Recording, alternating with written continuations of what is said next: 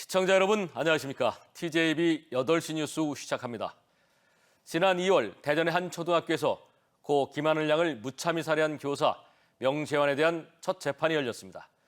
최근 2달 동안 거의 매일 재판부에 반성문을 낸 명 씨는 자신의 혐의를 모두 인정하면서도 정신감정을 신청하고 범행에 이르게 된 그동안의 삶도 헤아려달라고 요청했습니다. 그러자 검찰은 이미 전문의가 심신장애에 해당하지 않는다는 소견을 낸 바 있다며 정신감정은 필요하지 않다며 강하게 반대했는데요.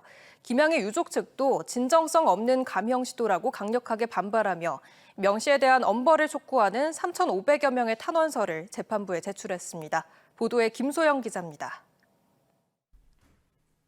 지난 2월 자신이 근무하던 대전의 한 초등학교에서 8살 김하늘 양을 살해한 혐의로 구속 기소된 48살 명재환 씨가 민트색 수의를 입고 마스크를 쓴 채 법정에 들어섰습니다. 명 씨 측의 변호인 변경 등을 이유로 재판 기일이 한 차례 연기되는 등 사건 발생 105일 만에 열린 첫 재판입니다. 명 씨는 재판부의 질문에 담담하게 답했고 피해자 유가족들은 숨죽여 눈물을 흘리기도 했습니다. 명 씨 변호인은 우선 피해자 유족에게 사과하며 모든 혐의를 인정했습니다. 다만 정신질환과 우울증이 이 사건 범행에 어느 정도 영향을 줬는지 명확히 할 필요가 있다며 정신감정을 신청했습니다. 범행에 이르게 된 상황과 그동안의 삶을 종합적으로 고려해 줄 것을 재판부에 요청한 겁니다. 이에 대해 검찰은 피고인은 일상생활과 직장생활을 할 수 있는 인지기능이 있었고 범행 이전에 수법과 도구를 준비하고 장소와 대상도 용의주도하게 물색한 점으로 미뤄 심신장애에 해당하지 않는다는 정신과 전문의 의견도 있었다며 정신감정이 필요하지 않다고 맞섰습니다. 명 씨는 기소된 뒤 첫 공판이 열리기까지 약 2달 사이 모두 27차례에 걸쳐 재판부에 반성문을 제출했습니다. 유가족도 정신감정 신청은 납득하기 어렵다며 그동안 별다른 연락도 사과도 없다 법정에서 사과 의견을 밝히는 건 감경을 위한 것으로 판단된다고 말했습니다. 이어 재판부에 명 씨의 엄벌을 요구하는 시민 등 3,500명의 탄원서를 제출했다고 밝혔습니다. 유족 측 입장에서는 오로지 사형을 지금 원하고 있습니다. 사과를 한 적이 없습니다. 진실되지 않은 사과이지 않나, 감경을 위한 사과와 반성이지 않나라는 생각. 한편 검찰은 명 씨의 반성 태도가 미약하고 재범 가능성이 있다며 전자발찌 부착 명령을 청구했는데 재판부는 다음 달 30일 명 씨에 대한 두 번째 공판을 열고 이 내용과 정신감정, 증인 채택 여부 등을 심리할 방침입니다. TJB 김소영입니다. 다음 소식입니다. 6.3 대선이 8일 앞으로 다가온 가운데 지역의 미래를 좌우할 균형발전 공약 경쟁도 뜨겁습니다.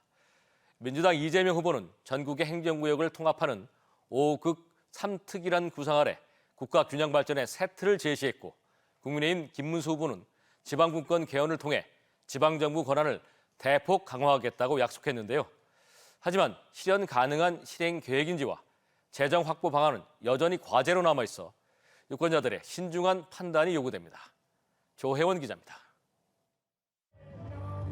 더불어민주당 이재명 후보는 5극 3특, 즉 5대 초광역권과 3대 특별자치도를 중심으로 지역 균형 발전 전략을 내놨습니다. 5대 초광역권은 수도권과 동남권, 대경권, 중부권, 호남권과 제주와 강원, 전북 3대 특별자치도를 중심으로 기반을 마련한다는 겁니다. 국회 세종의사당과 대통령 집무실의 임기 내 건립과 지역 거점 대학 육성을 약속하고 수도권에 남아있는 200여 개의 공공기관을 지방으로 이전하겠다고 밝혔습니다. 서울에서 거리가 먼 지역일수록 재정 지출이나 정책 집행이나 이런 여기서 인센티브 더 많이 지원해줘야 됩니다. 지방에서도 기회를 가져야죠. 국민의힘 김문수 후보는 충남 천안 국민의힘 당사에서 기자회견을 열고 지역 균형 발전을 위한 20개의 공약을 발표했습니다. 특히 헌법에 지방분권 국가를 명시하고 지방정부의 자치입법권과 재정권을 대폭 이양하겠다고 강조했습니다. 또 충청권을 비롯한 4대 광역권과 3대 특별자치권을 중심으로 GTS를 확대해 전국을 2시간 생활권으로 연결한다는 구상과 함께 공공기관 2차 이전을 위해 600여 개의 이전 대상을 취임 1년 내에 확정하기로 했습니다.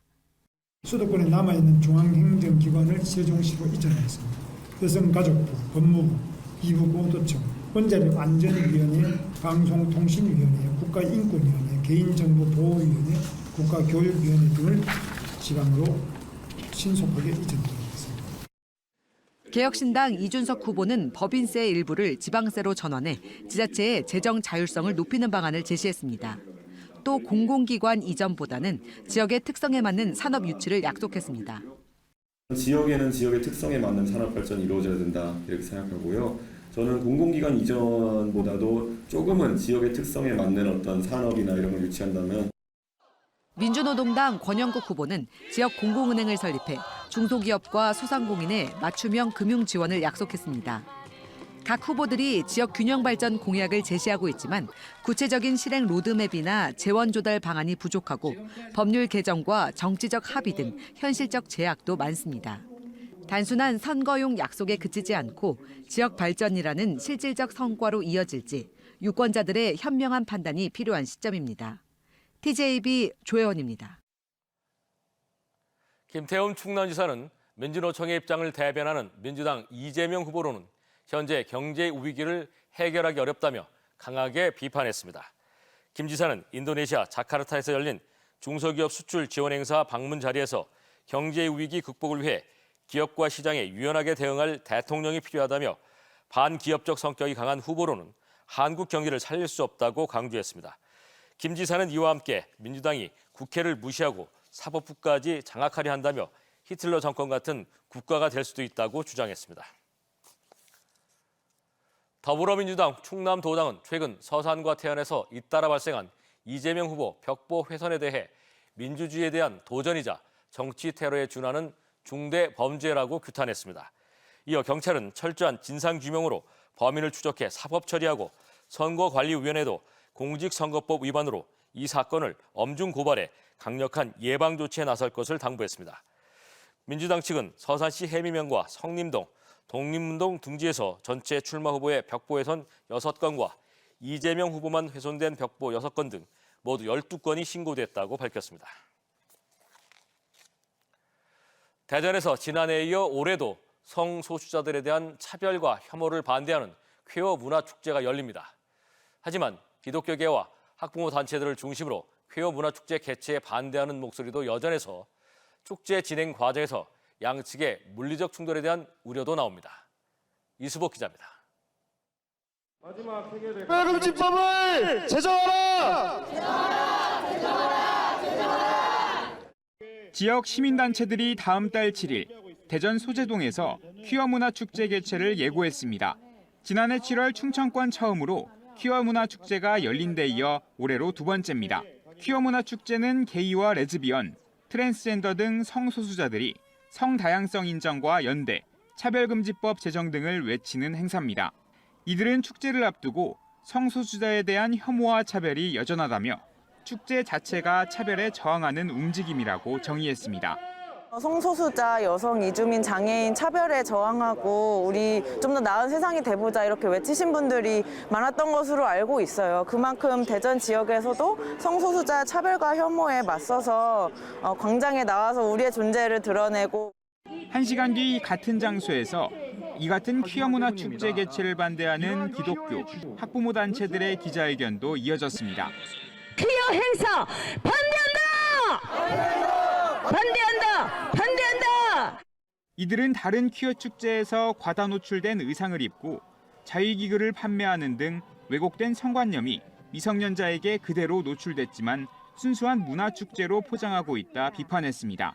이어 양성의 의미와 건강한 가정을 해체하는 퀴어 문화축제의 개최를 반대했습니다. 학적으로나 모든 법률로 봤을 때 사람은 남자와 여자로 구분되어 있습니다. 그러나 사회적인 성이라는 이상한 용어를 만들어서 그럴싸한 핑계를 대고 있습니다. 지난해 축제 당시 퀴어 축제를 반대하는 일부 시민들이 행진을 막아서다가 경찰과 충돌하기도 했습니다. 이 때문에 경찰은 지난해와 비슷하게 1,500여 명 안팎의 경찰을 투입하기로 방침을 세우고 집회 신고 규모에 따라 정확한 투입 인원을 결정할 방침입니다. TJB 이수복입니다. 천안시는 최근 중화권과 동남아 지역을 중심으로 코로나19 전염 사례가 급증함에 따라 시민들을 대상으로 예방접종을 적극 권고하는 한편 다음 달 30일까지 예방접종 사업을 연장한다고 밝혔습니다. 예방접종은 지역 내 위탁 의료기관을 통해 받을 수 있으며 백신 보유 의료기관 목록은 천안 서북구와 동남구 보건소에 전화로 문의하거나 인터넷 누리집을 통해 확인할 수 있습니다. 세종시가 오는 31일부터 금남면 일대 토지거래 허가구역을 35년 만에 전면 해제합니다. 해제구역은 용포리 등 38제곱킬로미터로 1990년 6월부터 행정중심 복합도시 건설 등 각종 개발 호재에 따른 급격한 집가 상승과 투기 차단을 위해 토지거래 허가구역으로 지정됐고 일정 면적 이상 거래 시 지자체의 허가를 받아야 했습니다. 하지만 개발 제한구역 등 이중 규제를 받고 있어 형평성 문제가 꾸준히 제기됐고 이에 대전세종연구원 연구 용역을 거쳐 35년 만에 해제됐습니다. 대전을 연고로 하는 프로팀들이 주말 경기에서 나란히 짜릿한 승리를 거두며 순위 반등에 성공했는데요. 하나이글스는 연장 접전 끝에 롯데를 꺾고 2위 자리를 되찾았고 대전 하나시티즈는 대구를 꺾고 하루 만에 리그 선두 탈환에 성공했습니다. 전유진 기자의 보도입니다. 10회 2사 만루 상황에서 문현빈 선수가 공을 끝까지 지켜보더니 밀어내기 볼넷으로 경기를 끝냅니다. 8대 7의 승리로 전날 패배하며 롯데에게 내준 2위를 되찾은 순간입니다.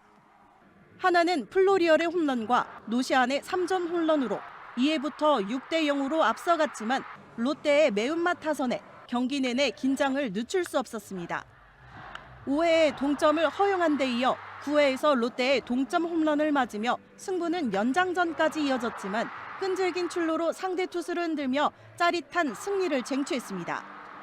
홈 21경기 연속 매진 신기록을 이끌며 큰 사랑을 받고 있는 하나이글스는 2.5 경기차로 앞서 선두를 유지하고 있는 1위 팀 LG와 다음 시리즈에서 확실한 승기를 잡겠다는 각오입니다.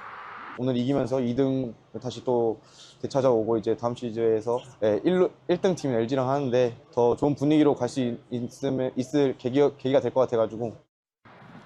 프로축구 K리그1에선 대전 하나시티즌이 대구FC를 2대1로 꺾고 리그 1위 자리를 탈환했습니다. 전반 19분 주민규가 페널티킥으로 선제골을 터뜨린 데 이어 후반 11분 최건주가 감각적인 왼발 가마차기로 쐐기골을 완성했습니다.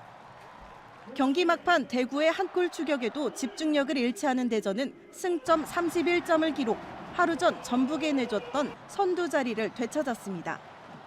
팀 내 주축 선수들의 부상 이탈로 공격 축구의 색이 옅어지며 4경기 연속 무승의 늪에 빠졌던 하나시티즌도 이번 경기로 침체했던 득점력이 되살아나는 모양새입니다.